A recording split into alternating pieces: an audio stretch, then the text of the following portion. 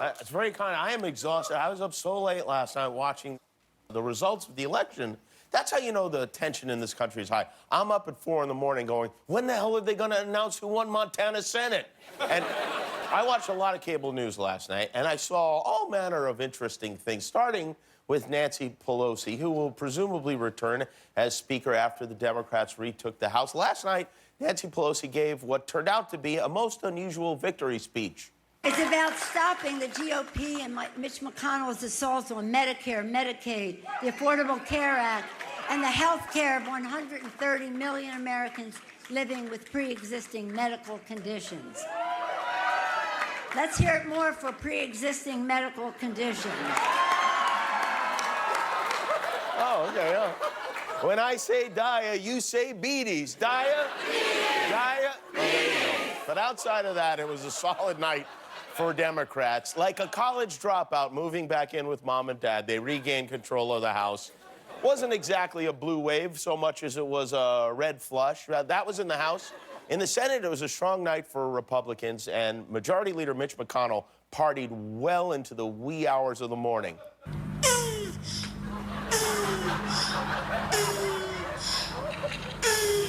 There he is. He ate 2 heads of lettuce and passed out. So Democrats get the House, Republicans keep the Senate, which means a divided government, which means more gridlock in Washington, which is usually a bad thing. Now I find myself actually rooting for Congress to get nothing done. One of the more popular candidates this go-around was Beto O'Rourke, the Texas newcomer, who lost his race to Ted Cruz, but won the award for outstanding expletive in a concession speech. Not a dime from a single pack, all people, all the time, in every single part of Texas. All of you showing the country how you do this. I'm so proud of you guys. So, there's a wallet in his front pocket there. About 2 minutes after Beto lost, people started running him for president, which I like Beto. I could see his appeal, but everyone needs to calm down. He just lost to Ted Cruz, the least charismatic man on the planet. Donald Trump crushed Ted Cruz. As far as running for president goes, Beto's not exactly off to a roaring start. Hey, this guy just lost.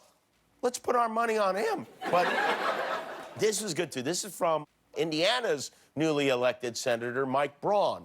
We all need to, we all believe that we've got to put some type of security on our southern border. We all know that we need to start balancing our budgets. It's just going to take, I think, guys and ladies like me that have done things in the real world, or else we're not going to solve those problems. Wait a minute. That's a lady? You know, I hate to be shallow, but she's not very pretty.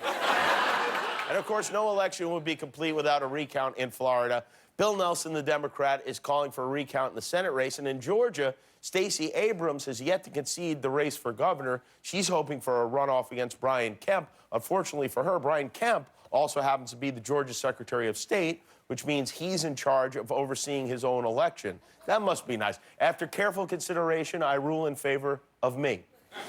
You know, yesterday in my office, we were watching CNN with the sound off, and I started playing a game where when they put the pictures of the candidates up on the screen side by side, we'd guess which one was the Republican and which was the Democrat. And it's not as easy as you might think. You want to try it? All right, here we go. Guess the candidate's party. It's a party game, all right? First up?